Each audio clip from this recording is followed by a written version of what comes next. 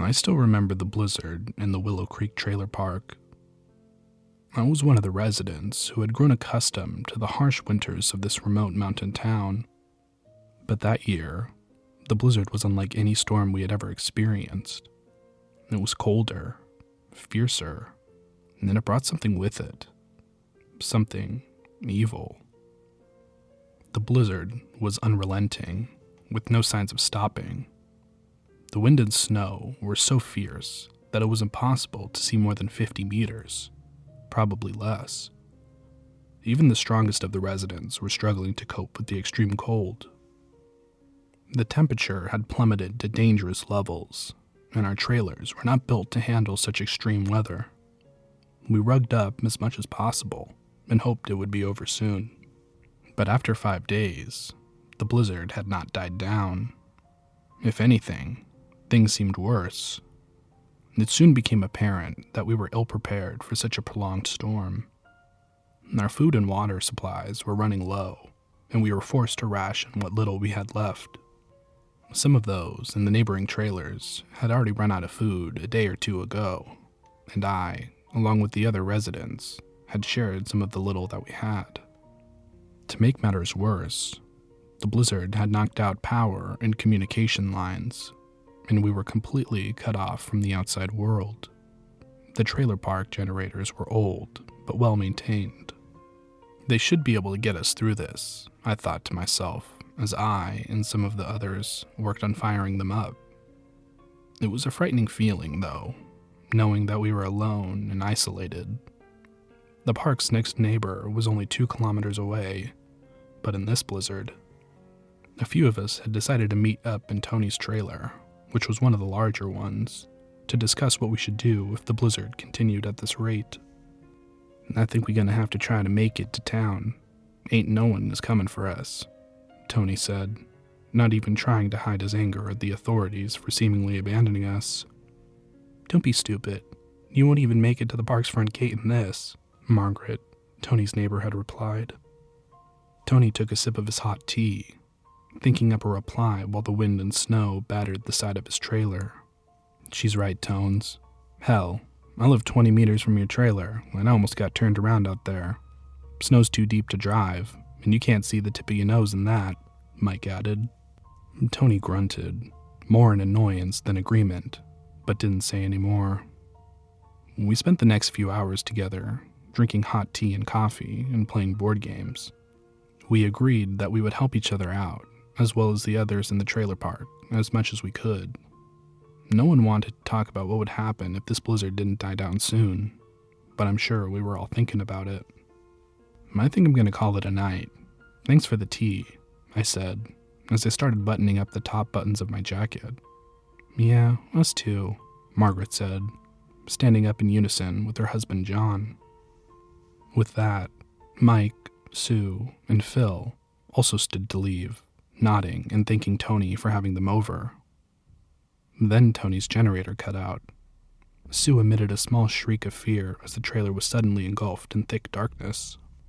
Just as I reached the door, the power went out, and I could see through the small window of lights in the neighboring trailers flickering out one by one in the midst of the blizzard, like blown-out candles.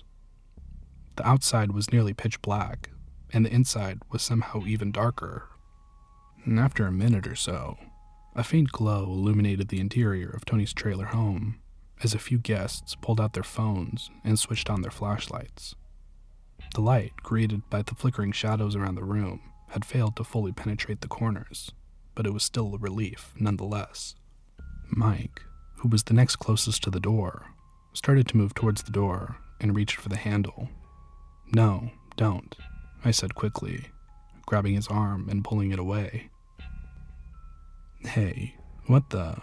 He started to say, but stopped himself as he watched me lock the door and put my fingers to my lips. Something's not right, I whispered. All the generators can't just cut out like that. We need to be quiet and listen. We all stood there in silence, listening to the howling wind outside and the creaking of the trailer. It was then that we heard a faint tapping on the window. We all turned to look, but it was too dark to see anything outside. Is anyone out there? Margaret called out, her voice trembling. There was no response. Only the tapping grew louder and more insistent. It was then that we saw the shadows move outside the window, moving and shifting in the blizzard. It was clear that someone or something was out there, trying to get in. That's when Margaret repeated, "Is anyone out there?" Only her voice came from outside the trailer. I spun my head to look at Margaret, and in the dimly lit room, I saw the blood drain from her face, eyes wide in terror. Someone, something, had mimicked her voice perfectly. We stood, frozen in place, not making a sound. "Is anyone out there?" Margaret's voice again, from outside the trailer. Margaret made a whimpering sound and collapsed into John's arms as her legs turned to jelly. "Is anyone out there?" This time, the voice had dropped a pitch. It was still her voice, but sounded more menacing. "Is there anyone out there?" Bang! We all jumped in fright as something slammed against the door. Bang! This time, the door buckled a little.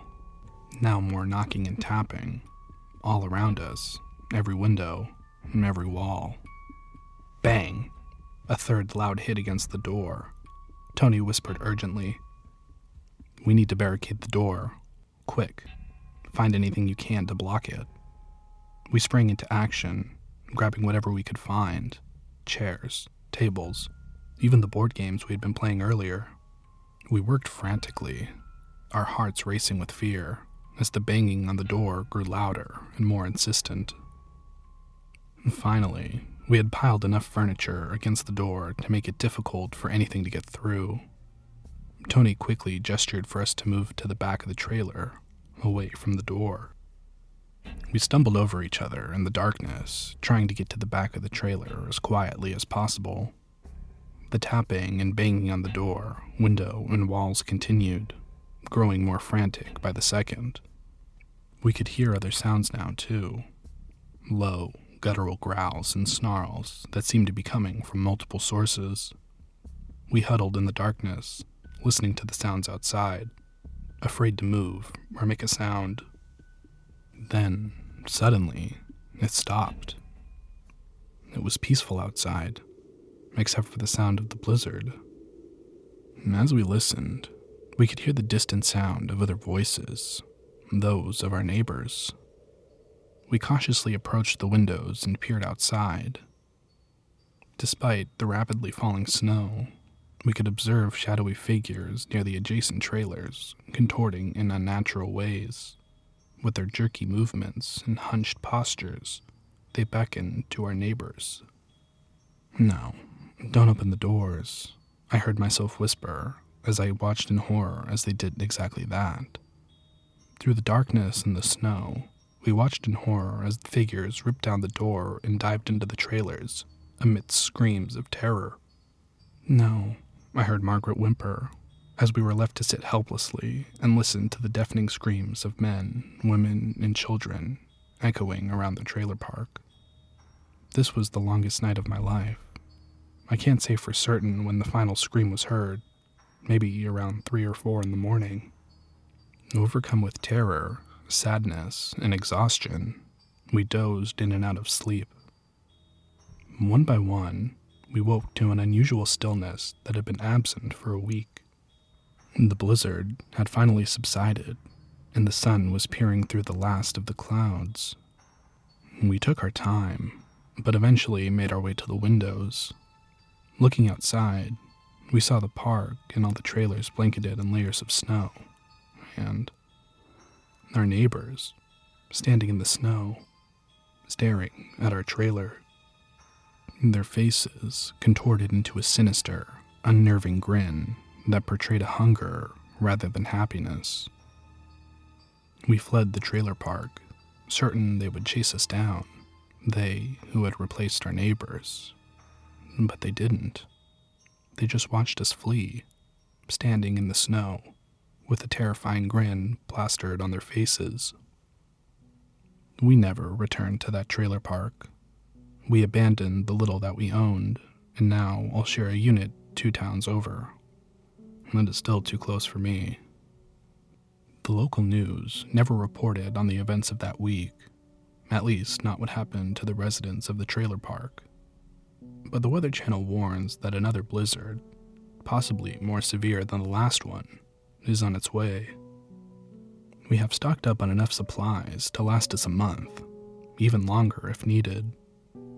If you find yourself in the area when the storm hits, I urge you to do the same. And don't open your doors for anyone, especially not you.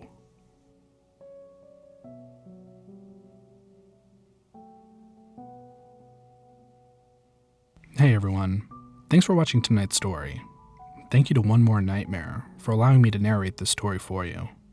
You can check out the original story or listen to his telling of the same one with more of an Aussie twist on his YouTube channel, which I'll link in the description. Please remember to like and subscribe for more stories just like this, and let me know in the comments what you want to hear in the future. Thanks so much for your support and getting us to over 400 subscribers. I appreciate you all, and as always, I'll see you in the next one. And good night.